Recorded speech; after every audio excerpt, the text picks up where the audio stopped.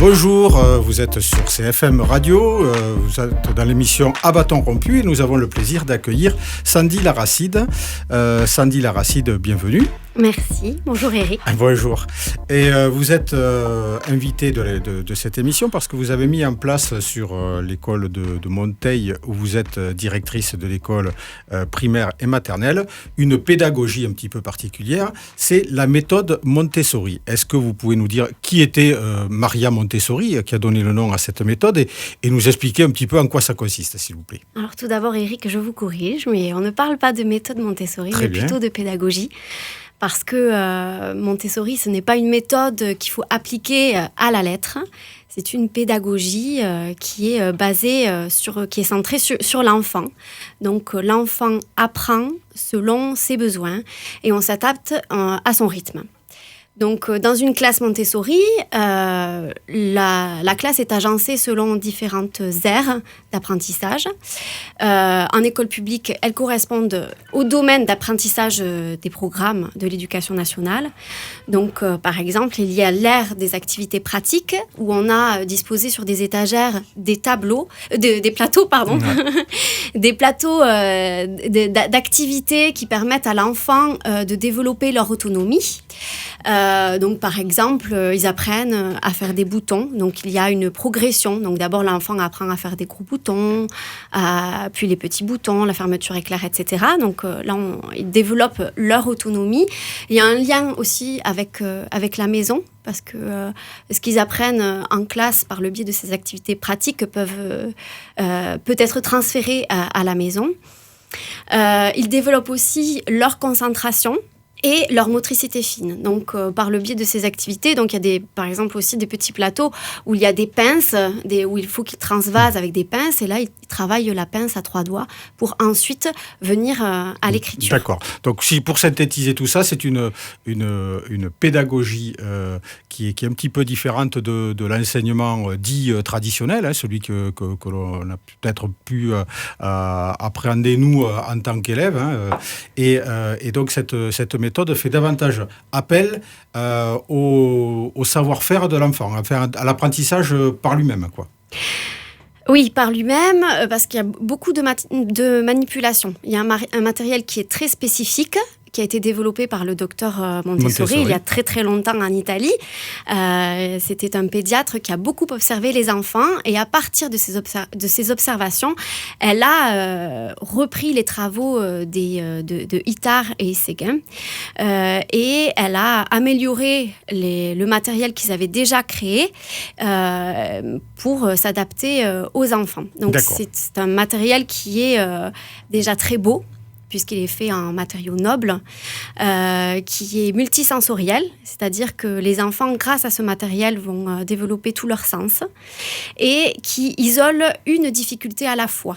Donc, et qui est autocorrectif aussi. Donc les enfants peuvent l'utiliser en autonomie, puisqu'ils se rendent compte de leurs erreurs. D'accord. Eh bien, on va écouter un premier micro-trottoir justement pour savoir si cette pédagogie est connue et si ce qu'en pensent un petit peu les gens de la rue. Alors, ce premier micro-trottoir, nous avons posé la question suivante. Si je vous dis pédagogie alternative, qu'est-ce que cela vous inspire? On écoute le premier micro-trottoir.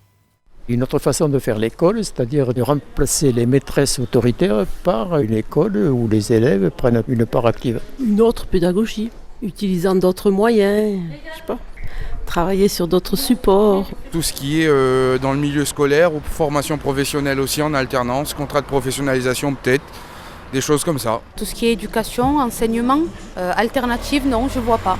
Apprendre aux gens autrement. Ou leur apprendre autre chose. Je pense à l'enseignement traditionnel, plus activité manuelle ou sport ou autre que le traditionnel. Pas vraiment de choses concrètes, non.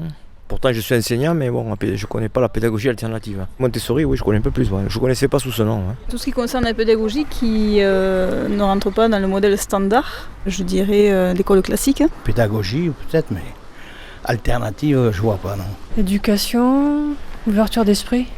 Créativité, changement. Apprendre à lire, apprendre à écrire, Donc la méthodologie. Maintenant, alternative, qu'est-ce que ça veut dire? Je ne sais pas. Montessori, mais aussi différents types d'écoles qui sont créées par des associations de parents démunis devant l'impossibilité de pouvoir scolariser en système classique leurs enfants. Alors, cette pédagogie alternative, on voit que les gens ne savent pas trop ce que c'est. Alternative, ça veut dire autre chose que ce qui est proposé. En quoi, en fait, ça diffère vraiment, véritablement, de la pédagogie qui a été enseignée pendant très longtemps. Alors, on a entendu parler d'autres pédagogies. La méthode Freinet, à un moment donné, était très en vogue. Toujours. Et tant mieux. Et quelle est la, on va dire, la filiation ou quelles sont les différences entre ces différentes méthodes? Moi, je retiens la première partie du micro-trottoir où il est question de la posture de l'enseignant.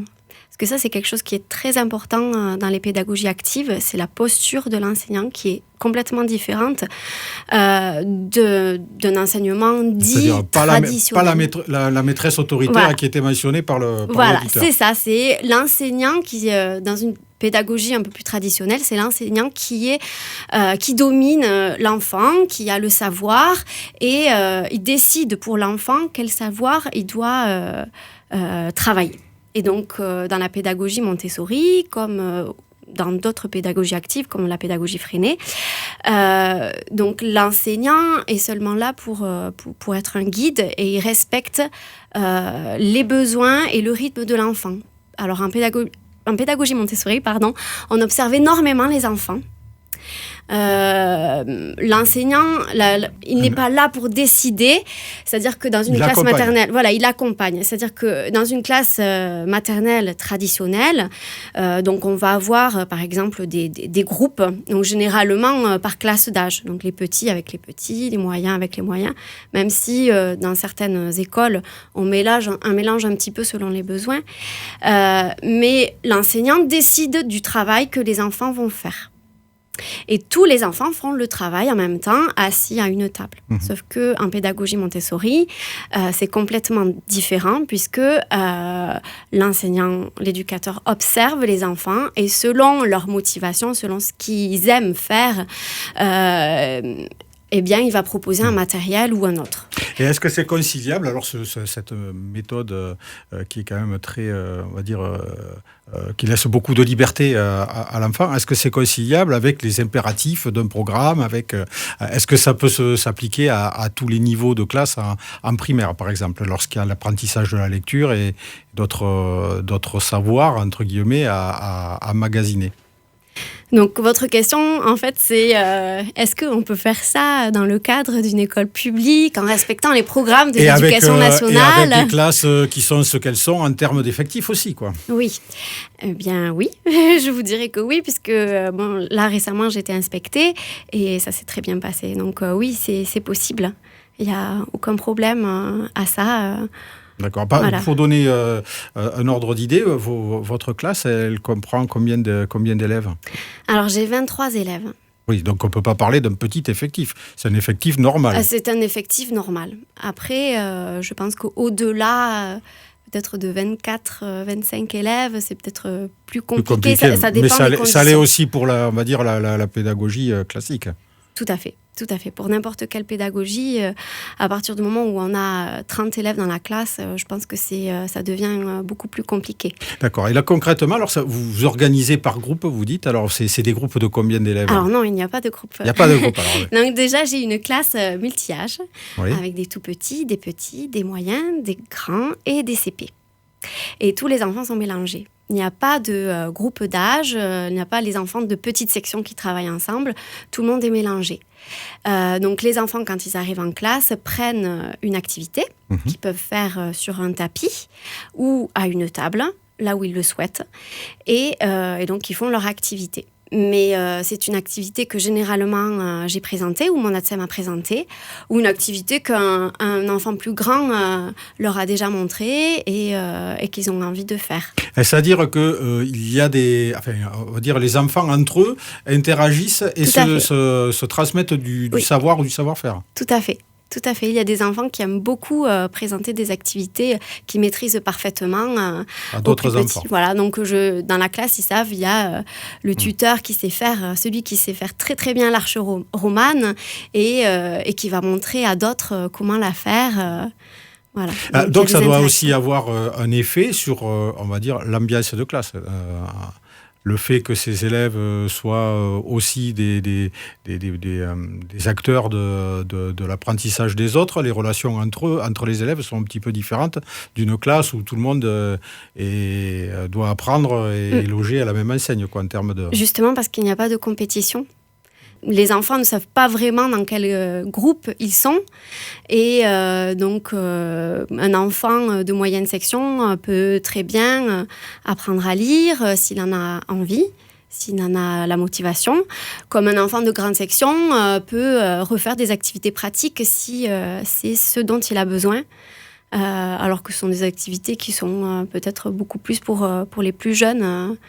Est-ce qu'il y a une évaluation Tout à fait. Ouais. Alors comment ça se passe ? C'est très rigoureux. On pense que la pédagogie Montessori, c'est un petit peu, voilà, les enfants sont libres, ils font ce qu'ils veulent, etc.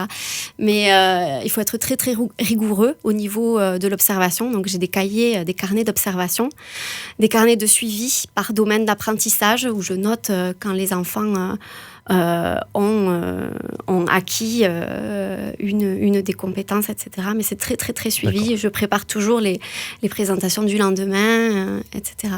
Voilà. Cette pédagogie, quelle a été un petit peu votre démarche pour la mettre en pratique dans votre école ? Parce que, évidemment, c'est, on va dire, du volontariat. C'est sur la base du volontariat, j'imagine. Oui, tout à fait. Parce qu'il a fallu que je me forme et que c'est sur mes deniers personnels que je me suis formée. Alors, j'ai toujours été attirée par les pédagogies dites alternatives. Avant d'être professeure des écoles, j'étais formatrice en français langue étrangère, donc j'ai eu à enseigner à l'étranger, en Angleterre notamment, où j'ai découvert une pédagogie qui était complètement différente de celle que j'avais pu vivre quand j'étais enfant. Donc, il n'y avait par exemple pas d'évaluation, pas de notes. Et j'ai découvert aussi, c'était il y a plus de 10 ans, la bienveillance éducative. Et donc, j'ai toujours été attirée par ça. Et quand j'ai commencé en tant que stagiaire à l'Éducation nationale, je me suis dirigée vers la pédagogie freinée. Parce qu'elle introduit de la liberté, voilà... puis j'avais des CM1, CM2, donc c'était beaucoup plus adapté pour ce niveau d'âge. Et voilà, ça m'est resté depuis toujours. Et ensuite, quand j'ai eu ma première fille, voilà, j'ai creusé le sujet et j'ai été vers cette pédagogie-là pour m'adapter un petit peu à ma fille et... qui a des besoins un peu particuliers. Très bien. On va commencer, on va faire une brève pause musicale. Vous nous avez proposé d'écouter Nina Simone, Feeling Good. Quel est ce qui a motivé ce choix, cette chanteuse ô combien chaleureuse et forte dans la voix ? Justement, c'est ma fille, je viens juste d'en parler, parce que c'est elle qui m'a motivée à me lancer dans cette pédagogie Montessori.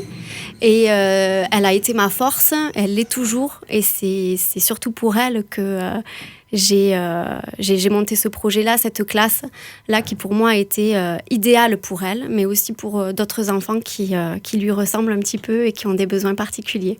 Nous écoutons Nina Simone, Feeling Good. Vous êtes sur CFM Radio en compagnie de Sandy Laracide, directrice de l'école maternelle et primaire de Monteil, qui a mis en place dans sa pédagogie l'utilisation de la pédagogie Montessori, de Maria Montessori. On vient de parler des pédagogies alternatives et nous allons maintenant évoquer le rôle des enseignants justement dans la mise en œuvre de ces pédagogies, parce que pour l'instant, on va dire que dans l'enseignement classique, on va dire, c'est sur la base du volontariat des enseignants d'appliquer des méthodes pédagogiques alternatives. Alors, est-ce que c'est à l'école de se mettre à la portée des enfants, ou est-ce que c'est aux enfants de s'adapter à l'école? C'est l'objet du deuxième micro-trottoir auprès des auditeurs de CFM. Nous les écoutons. Non, aujourd'hui on est quand même dans un milieu où ça devrait être plus l'éducation qui s'adapte à l'enfant. Il faut que l'un et l'autre s'adaptent. C'est en mouvement, c'est des enfants. Il y a de la pédagogie, donc il faut aussi être souple. Il faut quand même conserver une certaine maîtrise de l'ensemble de la classe si on veut pouvoir donner de la liberté aux enfants. C'est l'enfant qui doit s'adapter à l'école. On doit s'adapter tout au long de notre vie à différents éléments professionnels, familiaux. On n'est plus à l'époque d'antan où les profs prenaient une craie. C'est plus l'éducation qui devait s'adapter aux enfants. Je demande quand même aussi aux enseignants de s'adapter aux différents enfants. Pour certains, c'est très difficile. Beaucoup d'élèves aujourd'hui sont en échec. Pourquoi l'école faudrait qu'elle s'adapte aux enfants? Là, il faudrait plusieurs écoles pour pouvoir s'adapter à chaque enfant. On est aussi dans une société de plus en plus individualisée, avec de ce fait-là nécessité d'avoir des moyens plus individualisés, propres à chaque enfant. Jusqu'à présent, c'était plutôt l'enfant qui s'adaptait à l'école, mais on s'aperçoit que comme ça ne marche pas, c'est forcément l'école à s'adapter, mais dans une certaine mesure, parce que quand même, c'est pas évident de se mettre à la place de l'enfant. L'enfant évolue, l'école évolue ensemble, en fonction des besoins, de l'âge de l'enfant, de la situation familiale aussi. C'est un tout. C'est une question qui a beaucoup inspiré donc les auditeurs de CFM. L'école doit-elle s'adapter à l'enfant, ou est-ce à l'enfant de s'adapter à l'école? Qu'en pensez-vous d'abord? Et puis, quel est on va dire, le champ de manœuvre pour que justement l'école puisse s'adapter à l'enfant? Alors en pédagogie Montessori, on s'adapte à chaque enfant pour répondre à ses besoins et à son rythme. Donc oui, pour moi, l'école doit s'adapter aux enfants parce qu'ils sont tous différents. De toute façon, il n'y a pas un enfant qui se ressemble. Ils apprennent tous de façon très différente. Il y en a qui apprennent très très vite, d'autres qui ont besoin de beaucoup plus de temps parce qu'ils sont moins matures. Donc oui, il faut s'adapter aux enfants. Il faut s'adapter, mais est-ce qu'il est possible d'avoir, on va dire, un enseignement individualisé? Parce que l'étape ultime de l'adaptation de l'école à l'enfant, c'est un enseignement individualisé. Oui. Donc, est-ce que c'est possible? Oui, mais c'est tout à fait possible. Sinon, je ne pratiquerais pas cette pédagogie-là et j'aurais déjà laissé tomber depuis un moment. Oui, c'est tout à fait possible. Il suffit d'observer énormément les enfants et d'apprendre à les connaître, de savoir quels sont leurs points forts, leurs points faibles, leurs motivations. Alors, par exemple, j'ai eu un enfant qui avait très, très envie d'apprendre à lire. Voilà, c'était son but. Et il avait quel âge? Alors, il était en grande section. C'était un début de grande section. C'était pour ma première année à l'école de Monteil. Donc, il a découvert qu'il pouvait apprendre à lire très rapidement. Et il passait toutes ses matinées, parce qu'il n'était là que le matin, à faire des lettres rugueuses et à apprendre la lecture. Lettres, pardon. Les lettres rugueuses. Alors, oui, ce sont des lettres cursives qui sont découpées dans du papier de verre. Et les enfants apprennent donc le son de ces lettres en les touchant. Donc, on a le toucher. Le toucher et le toucher, l'ouïe, bruit, puisque voilà, l'ouïe. Et la vue aussi. Oui. Et puis le sens kinesthésique. Et donc, voilà, ce sont les lettres rugueuses. C'est le matériel de base avec lequel on apprend la lecture en pédagogie Montessori.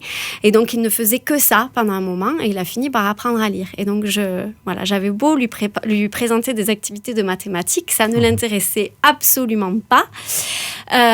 Et donc, il a très vite appris à lire.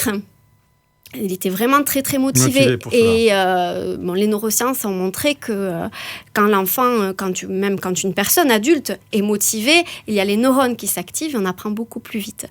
Et donc, cet enfant a appris à lire très, très vite. Et par contre, après, les mathématiques sont venues beaucoup plus tard dans l'année, mais à la fin de l'année, il avait acquis toutes les compétences de la maternelle. Donc voilà, là, j'ai vraiment individualisé. Il avait très envie d'apprendre à lire, donc on n'a fait que ça. Et puis après, on a fait des mathématiques. Et il n'y a pas une... Alors, comment ça se passe avec les parents ? Parce qu'on sait que, par exemple, pour la lecture, les parents, notamment en CP, il faut absolument que les enfants sortent du CP en sachant lire. Donc, est-ce qu'ils vous... D'abord, est-ce qu'ils sont... quand ils viennent à l'école de Monteil, d'abord, est-ce qu'ils sont informés de cette pédagogie-là ? Est-ce qu'ils y adhèrent tous ?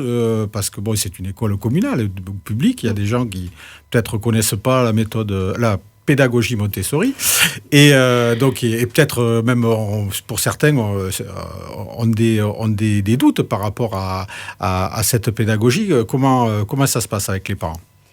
Alors, je dois vous avouer que la première année, quand j'ai mis en place ce projet, on m'attendait un petit peu au tournant, parce que il y avait principalement des enfants qui venaient du village, et les parents... il y avait certains qui connaissaient un petit peu la pédagogie Montessori par le biais de Sidney Alvarez, qui a fait connaître cette pédagogie-là par son livre « Les lois naturelles de l'enfant ». Mais il y avait d'autres parents qui ne connaissaient pas du tout, et donc qui étaient un petit peu méfiants. Alors, je les ai très vite rassurés pendant la réunion de rentrée, parce que je fais des réunions qui sont assez conséquentes, où j'explique aux parents en long et en large et en travers tout ce que font leurs enfants à l'école.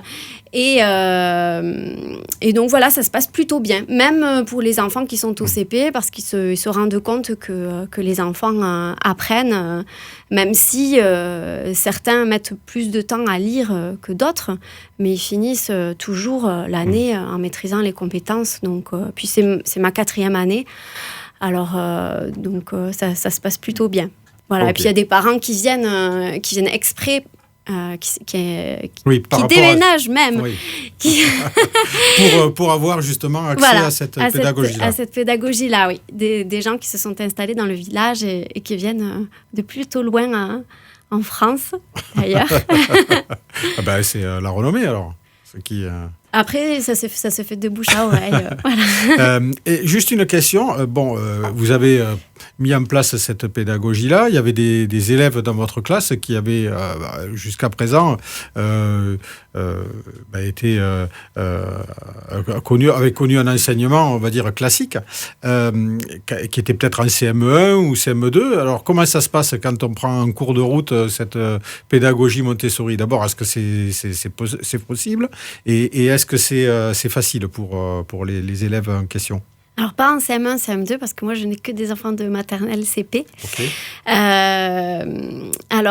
C'est vrai que j'ai eu, sauf cette année, des enfants qui arrivaient en cours de route, donc en grande section, par exemple, d'écoles beaucoup plus traditionnelles. Et pour eux, il a fallu un long moment pour prendre des repères dans la classe et comprendre comment cela fonctionnait. Ils me demandaient toujours ce qu'il fallait qu'ils fassent, s'ils pouvaient aller aux toilettes, s'ils pouvaient aller boire, s'ils pouvaient aller prendre leur goûter, etc. Donc, ils étaient très peu autonomes et attendaient beaucoup de l'adulte, et notamment est-ce que j'ai bien fait, est-ce que c'est bien maîtresse, etc. D'accord, une forme de reconnaissance. Voilà, de reconnaissance, et attendre beaucoup de l'adulte. Voilà. Et donc, pour eux, évidemment, ça prend un petit peu plus de temps que pour un enfant qui est arrivé dans ce fonctionnement-là depuis la toute petite section de maternelle. Et alors, pour quelqu'un qui ne connaît pas la pédagogie Montessori, quand on arrive dans une classe Montessori, quel est le premier... est-ce que, par exemple, moi, si j'arrive dans votre classe, je ne vais pas être frappé par, on va dire, une forme de dissipation des élèves, ce genre de choses, ou un petit peu le foutoir, ou c'est au contraire extrêmement organisé tout ça ? C'est extrêmement organisé. C'est une sorte de petite ruche. Alors, moi, j'ai peu de recul par rapport à ma classe, mais c'est vrai qu'il y a pas mal de personnes qui sont venues observer. Alors, je me souviens notamment d'une ATSEM qui était très intriguée par le fonctionnement de cette classe Montessori, une ATSEM qui vient d'un village pas très loin de Monteil. Alors, pour les auditeurs, ATSEM, c'est assistante C'est une assistante maternelle qui travaille dans les écoles maternelles. Et donc, elle a été très étonnée par l'autonomie des enfants et le calme de la classe. Et est-ce que par le biais de la pédagogie Montessori, on arrive à, on va dire, remédier à certains troubles comportementaux que l'on peut distinguer dans certaines classes, quoi, ou chez certains élèves? Des difficultés d'apprentissage. Oui, ou de discipline. Discipline. Après, on a tous des difficultés avec certains enfants. Ça règle pas tout, quand même. Ça ne règle pas tout. Ça n'est pas non plus la potion magique, une potion magique. Pas du tout.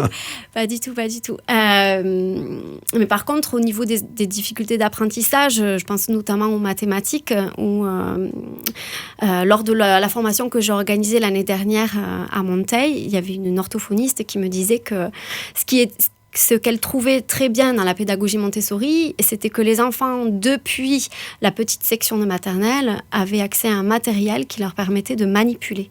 Et ça, malheureusement, on ne voit pas ça dans toutes les écoles. Et est-ce qu'entre la pédagogie Montessori et la pédagogie dite classique, est-ce qu'on note au bout du compte dans les classes, ou quand on suit un petit peu, quand on en recule par rapport à l'observation des enfants, est-ce qu'on note vraiment des différences quant à, on va dire, au niveau scolaire, quant à l'autonomie? J'imagine que ça doit être l'un des points les plus positifs, puisque s'ils commencent dès le plus jeune âge à être en autonomie, forcément, c'est une pratique que les autres n'ont pas. Mais au niveau des connaissances purement scolaires, est-ce que la pédagogie Montessori arrive à des résultats similaires, supérieurs, inférieurs? Alors ça, il faudrait demander à Céline Alvarez. Elle dit que oui, les enfants peuvent arriver à un niveau largement supérieur par rapport à des enfants de classe dite traditionnelle. Moi, je dis qu'il faut faire attention parce que, donc, comme je l'ai dit tout à l'heure, ce n'est pas une potion magique. Ça ne veut pas dire que parce que l'enfant est en classe Montessori à la maternelle, qu'à la fin de la maternelle, il saura lire, compter jusqu'à 1000, etc. C'est ça, pas ça une n'est fabrique pas vrai, de petits génies. Non, pas du tout. Pas du tout. Par contre, les enfants qui en ont la possibilité, évidemment qu'on la leur donne et cela leur évite de s'ennuyer en classe. Mais, l'une des critiques qui est faite à cette pédagogie, ça ne tient pas véritablement à la pédagogie en elle-même, mais c'est par rapport au coût. Parce que souvent, là, c'est, on va dire, vous en êtes un peu le contre-exemple, mais c'est une pédagogie qui est mise en place dans des écoles privées et que cette pédagogie-là a un coût assez élevé pour les familles. Ah oui, malheureusement, c'est une pédagogie qui est associée à des écoles privées élitistes avec... par exemple, dans les écoles Montessori, les parents paient généralement minimum 300 € par mois. C'est énorme. Ce n'est pas à la portée de tout le monde. Et c'est vraiment dommage parce que Maria Montessori voulait que cette pédagogie soit accessible aux enfants du peuple. Et c'est vraiment dommage qu'on ne puisse pas, qu'on ne la pratique pas plus dans les écoles publiques. Donc, on dit que le matériel est hors de prix, coûte cher, etc. Mais maintenant, voilà, avec un petit peu la commercialisation de la pédagogie Montessori, on trouve beaucoup de matériels qui sont accessibles, qui ne coûtent pas beaucoup plus cher que du matériel traditionnel. Donc, c'est possible d'acquérir le matériel de Maria Montessori. Petit à petit, avec le budget qu'on nous donne. Après, ça dépend évidemment des écoles. Nous, il n'y a pas qu'à Monteil. Oui. À l'école de Monteil, voilà, on a quand même... Parce que là, justement, alors la mairie de Monteil, parce que c'est le budget d'une école communale, c'est pris en charge par la commune. Alors justement, quand vous êtes arrivé avec une liste de matériel à acheter, vous avez été accueilli comment? Le maire vous a pas fichu dehors, non? Alors c'était un petit peu particulier parce que quand je suis arrivée en poste à l'école de Monteil, on avait très peu d'élèves. on n'en avait que 26. Et il faut savoir qu'avec un effectif de 26 élèves, l'école était menacée. On aurait dû perdre au moins un demi-poste. Moi, c'était un projet qui me tenait énormément à cœur. Et donc, ça a été une aubaine pour moi. Et donc, je suis montée à Paris assister à l'accompagnement didactique de Céline Alvarez. Et quand je suis rentrée, j'ai appelé le maire et je lui ai proposé mon projet. Je lui ai dit, voilà, je sais comment on pourrait attirer des enfants venus d'ailleurs et ne pas fermer cette école qui est magnifique, qui est dans un cadre... paradisiaque pour moi. Et donc, je lui ai dit, par contre, il me faut un petit budget pour pouvoir commencer, pour pouvoir acheter du matériel, parce que pour moi, ça n'était pas possible de commencer sans matériel. Et donc, il m'a demandé de lui faire une proposition de prix. Et il a accepté. Alors, c'était pas non plus énorme, parce que quand j'interroge des collègues aux alentours, quand elles me disent quel est leur budget de rentrée, je me dis, au final, c'était pas non plus énorme. C'était pas non plus énorme. On peut commencer petit à petit à acheter du matériel. Il faut retenir que vous avez été accompagné par... Voilà, j'ai été accompagnée. On a beaucoup de chance d'avoir une mairie qui nous soutient et qui est toujours à fond, peu importe le projet qu'on propose, qui nous permet de faire beaucoup d'activités en dehors de l'école. Donc là, par exemple, on fait de l'équitation, on va faire de la danse, on fait plein de choses, plein de sorties. Et donc là, c'est essentiel d'avoir le soutien de la commune. Arrêtez, parce qu'à la rentrée prochaine, vous n'allez pas savoir où mettre les enfants. Ah non. Il est temps de faire une deuxième pause musicale. Vous nous avez proposé Paco de Lucia, Entre los aguas. Alors, c'est quoi le fil conducteur, ce qui vous a amené à nous proposer ce titre ? Alors, c'est parce que j'ai des origines espagnoles et que j'ai été élevée avec ma grand-mère qui n'a jamais été à l'école. Et pour elle, l'école, c'était quelque chose de très, très important. Et elle m'a beaucoup soutenue pour déjà aller à Paris voir Céline Alvarez. C'est grâce à elle que j'y suis allée parce que je m'étais un petit peu mis des barrières. Et ensuite, c'est elle qui m'a aidée à remettre la classe en ordre pendant l'été. Elle m'a aidé à aménager. C'est un de mes grands soutiens, ma grand-mère. Bon, très bien. On lui rend hommage en écoutant ce magnifique morceau de Paco de Lucia. Vous êtes sur CFM Radio, dans le cadre de l'émission À bâton rompu. Si vous nous rejoignez, nous sommes en compagnie de Sandy Laracide, directrice de l'école maternelle et primaire de Monteil, où elle a mis en place une pédagogie Montessori. Nous venons de parler de l'adaptation de l'enfant à l'école ou de l'école à l'enfant. Nous nous sommes posé la question de savoir quelle est l'école idéale. Nous écoutons un nouveau micro-trottoir. C'est l'école où un enfant apprend à grandir, s'épanouit, mais a aussi un cadre, des règles. L'école idéale, c'est d'abord des classes qui ne seraient pas surchargées. 30 élèves me paraît un peu beaucoup. Disons 25, 26, ça serait bien. C'est une école qui donne la place à chacun. Celle où les gens ont envie d'apprendre, de continuer à apprendre. Vu la génération, franchement, revenir à l'uniforme pour tous. L'école reste l'apprentissage et non pas donner une éducation, plus ou moins. Si je me réfère aux pratiques d'Europe du Nord, là on s'aperçoit qu'il y a des choses à prendre en considération et peut-être à essayer de transposer en France. D'investir vraiment dans le petit âge, là où apparemment tout se joue. Qui permet surtout le respect entre élèves. Ce qui est le plus intéressant, c'est pas tant le savoir, mais plutôt le savoir-être. Baisser un peu le nombre de jours de vacances. Je crois qu'on est le pays en Europe où il y a le plus de jours de vacances. Celle où mon fils actuellement est. C'est une petite structure où justement les enfants sont suivis par la maîtresse. Ça marche très très bien. Aller vers les besoins des personnes. Si on voit qu'un élève a du mal au niveau académique, le tourner vers d'autres orientations. Je pense qu'aujourd'hui, on oublie beaucoup de choses dans l'éducation des enfants et je pense que le coloriage ne suffit plus. Alors, l'école idéale. D'abord, est-ce qu'elle existe Et puis ensuite, est-ce qu'on a des exemples, on va dire, à travers le monde d'écoles qui seraient en tout cas plus adaptées à l'enfant que celles que l'on connaît dans notre pays? Alors oui, apparemment, il y a dans d'autres pays des pédagogies qui seraient beaucoup beaucoup plus adapté pour les enfants, des pays où dans les établissements il n'y a pas d'évaluation, pas de notes. Est-ce qu'il y a un pays où justement la pédagogie Montessori, c'est, on va dire, la règle ? C'est la règle.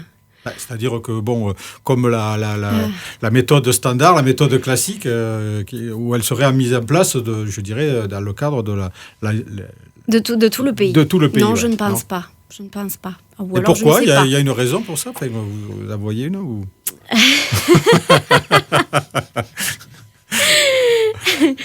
Je ne sais pas du tout comment répondre à cette question-là. Mais enfin, je veux dire, il y a peut-être aussi une question de budget. Non, c'est peut-être ça, le fin mot de ce truc, ou alors c'est parce que peut-être la méthode a du mal à percer à travers le carcan justement du poids des traditions. Les écoles un peu plus la rigueur, on parlait d'uniforme, on parlait de discipline, oui. de moins de plus important. Est-ce qu'on doit apprendre finalement à se comporter dans la société de manière, on va dire, disciplinée ? Est-ce que c'est ce qui fait peur un peu à certains pouvoirs de donner, d'ouvrir un peu trop de liberté à cette jeunesse ?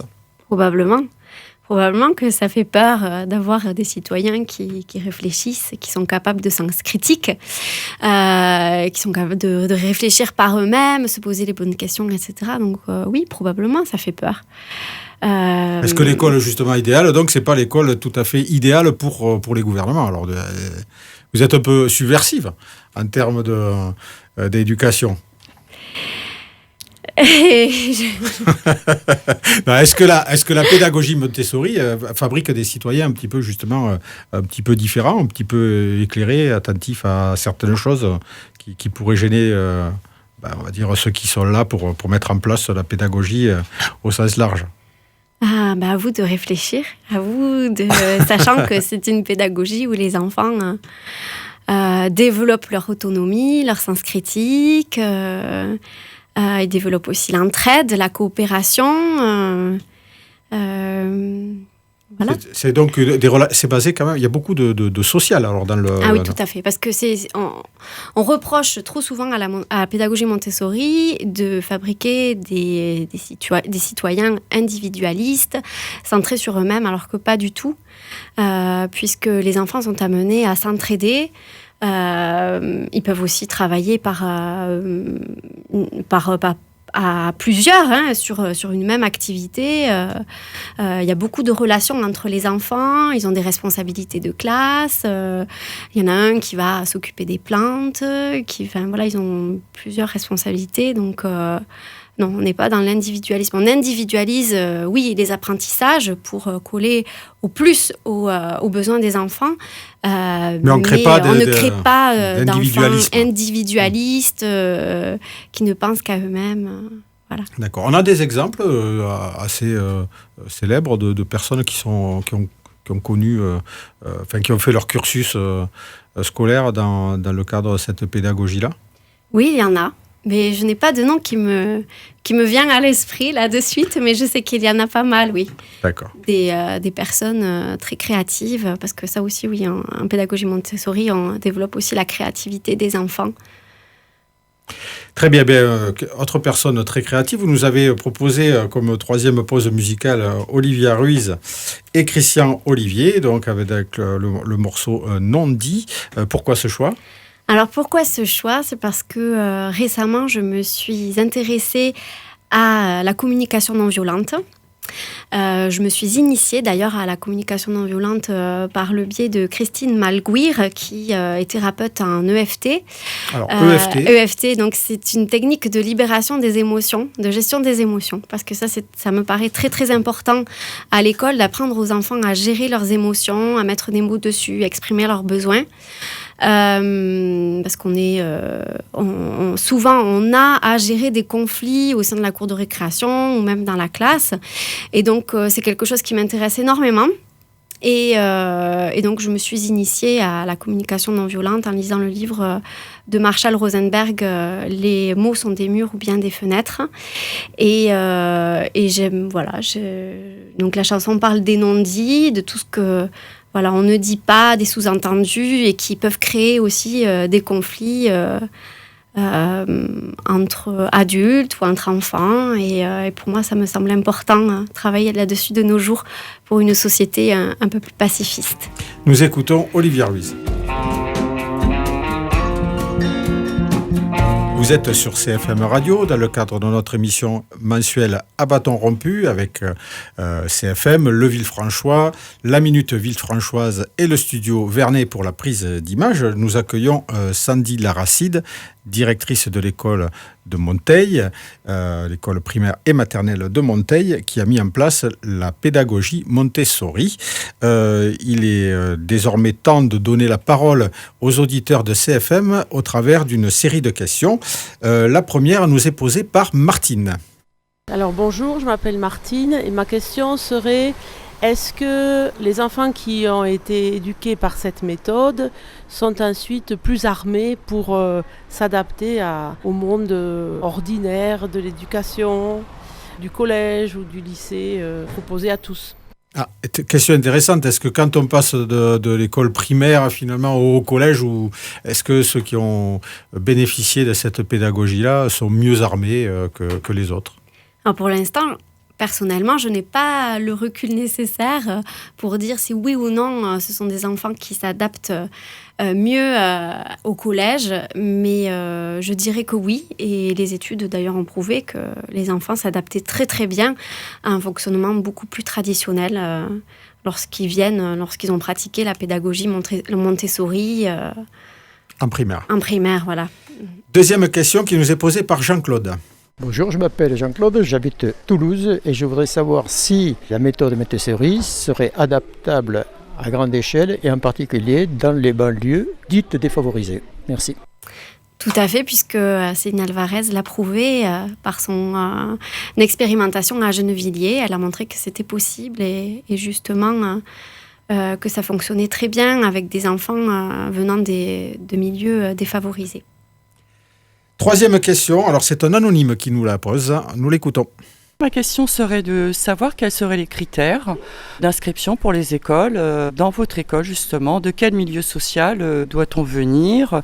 Est-ce que les parents doivent travailler ou pas ? Voilà, question à savoir qui va bénéficier de cet enseignement de grande qualité à mon goût. Voilà.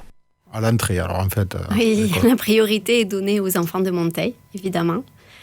Donc, et ensuite, selon les effectifs, on peut accepter des enfants venus d'autres communes. Mais il n'y a pas de conditions ni de ressources, ni de catégories socio-professionnelles. Après, ça dépend. Voilà, on a des effectifs et si on a de la place, les enfants sont sur liste d'attente. Et rappelons-le, c'est une école publique et gratuite. Gratuite et publique. Oui. Une nouvelle question qui nous est posée par Jerry. Bonjour, je m'appelle Jerry, donc j'habite à Villefranche-de-Rouergue. Donc ma question serait, aujourd'hui, comment est-ce qu'on peut laisser un enfant se développer tout seul, tout en sachant que, par exemple, pour tout le monde, à un moment donné, on a besoin d'être accompagné, quoi qu'il en soit, donc que ce soit à la maternelle jusqu'à même à l'université. Donc voilà, ce serait ça ma question. Alors, les enfants ne sont pas laissés à l'abandon dans la classe. Non, ce n'est pas, la classe est très riche. Ils sont dans un environnement où il y a beaucoup de matériel. Mais une classe Montessori, je le répète, je pense que je l'ai dit déjà tout à l'heure, ce n'est pas une classe où les enfants font tout ce qu'ils veulent avec le matériel. Pas du tout, parce qu'on les guide... L'enseignant, l'éducateur est là aussi pour les guider et faire en sorte que le cadre, les règles soient respectées, parce qu'il y a des règles, oui, dans une classe Montessori. On ne fait pas tout ce qu'on veut. Une nouvelle question qui nous est posée par une personne anonyme. Bonjour, j'aurais une question à vous poser, Madame Laracide. Aujourd'hui, je souhaiterais savoir pourquoi, en tant que parents, devons-nous remettre en question nos enfants et non pas certains enseignants. Est-ce que finalement c'est toujours aux parents de se remettre en question les enseignants ? Alors vous pouvez, je vous dis, c'est un peu le contre-exemple justement du fait que les enseignants ne se remettent pas en cause. Vous êtes remis en cause par rapport à votre pédagogie. Alors je ne pense pas que les enseignants ne se remettent pas en cause, pas du tout. parce que je pourrais vous citer des tas d'exemples ici dans le Villefranchois où les collègues ne pratiquent pas forcément la pédagogie Montessori telle que je la pratique moi, mais qui essaient d'innover avec leurs moyens, qui sont aussi dans la recherche, qui travaillent énormément. Donc la méthode de Célestin Freinet, par exemple, on sait qu'il y a des enseignants qui s'en inspirent au quotidien dans les écoles. Oui, c'est beaucoup plus connu et répandu que la pédagogie Montessori. Mais moi, je ne connais pas beaucoup d'enseignants qui ne se remettent pas en question et qui... Non. Très bien. Nous écoutons une nouvelle question. Je souhaiterais aussi savoir pourquoi certains élèves, donc dans les classes de collège ou primaire, je parle de l'éducation nationale en général, certains élèves, ne comprenant pas le cours, sont rejetés ou sont mis à l'écart. Pourquoi nous n'aidons pas ces gamins-là qui essayent ou qui veulent essayer de s'en sortir au lieu de les laisser ramer en échec scolaire? J'aimerais savoir pourquoi. Alors l'école qui exclut, l'école qui sanctionne, qu'est-ce que vous êtes une réponse un petit peu particulière à cette problématique? Alors là, c'est une question un petit peu particulière. Il faut voir au cas par cas aussi comment ça se passe pour ces enfants. C'est un petit peu difficile de répondre à ça de manière globale. Oui, voilà. On prend une autre question. Alors c'est un enseignant, un professeur, un homme professeur qui nous pose cette question-là. Bonjour, j'aurais une question à vous poser à propos donc de la méthode Montessori. J'aimerais savoir si on peut la transposer à des niveaux supérieurs, c'est-à-dire enseignement supérieur, le lycée, classe préparatoire et peut-être même IUT, etc. Alors, la pédagogie Montessori, on peut l'appliquer au niveau de l'élémentaire, donc jusqu'au CM2. On peut aussi l'appliquer dans les collèges. Ça, c'est possible. Ça existe, ça existe. Les collèges Montessori. Il y en a très peu, mais ça existe même jusqu'au lycée, il me semble. Après, on peut aussi s'inspirer de la philosophie de Maria Montessori pour mettre en place un dispositif pédagogique dans les classes de collège et lycée adapté aux besoins de chaque enfant, qui respectent leur individualité, leur rythme. Ça serait possible et ça serait vraiment super. Une autre question, alors là, ce coup-ci, c'est une femme professeure qui nous pose cette question-là. Bonjour, j'aurais une question à poser. Est-ce que l'école Montessori peut aussi s'adapter aux élèves en situation de handicap? Tout à fait. Tout à fait. Elle s'adapte à tous les enfants, quels qu'ils soient. Peu importe... Voilà, c'est... Donc, on va dire l'école inclusive, ça reste dans ce projet d'école. Là. Puisqu'on s'adapte à chaque enfant, donc voilà. Ok. Une dernière question qui nous est posée par Lise. Je m'appelle Lise, j'habite à Foissac en Aveyron. Ma question serait de savoir si justement l'éducation alternative qui s'adapte réellement aux besoins des enfants empêcherait ces enfants-là d'avancer aussi vite que les enfants suivant une éducation traditionnelle. Donc, si je reformule, ça voudrait dire que les enfants... par exemple, en classe Montessori, avancerait plus lentement que des enfants... C'est en tout cas le sens de cette question, oui. Alors, moi, je dirais que...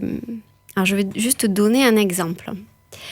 En classe plus traditionnelle, on impose à tous les enfants de travailler telle ou telle compétence. Le problème, c'est que si l'enfant n'est pas motivé, il ne va rien apprendre, puisque les neurones ne s'activent pas, les neurosciences l'ont prouvé.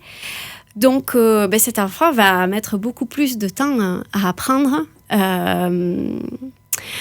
alors que si on lui laisse le temps de se développer, de développer d'autres compétences comme l'autonomie, peut-être la concentration, parce que pour pouvoir arriver au bout d'une tâche, il faut être concentré, avoir une bonne mémoire de travail. Donc, si on le laisse évoluer à son rythme, l'enfant va probablement apprendre même beaucoup plus vite, même si il va lui falloir 3 années de maternelle pour apprendre à dénombrer jusqu'à 10, à un moment donné, ça va venir de toute façon.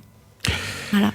Merci beaucoup Sandy. Il nous reste à vous remercier pour donc votre participation à cette émission, comme nous remercions aussi les partenaires associés à Bâton Rompu, la Minute Villefranchoise, CFM, le Villefranchois et le studio Vernet.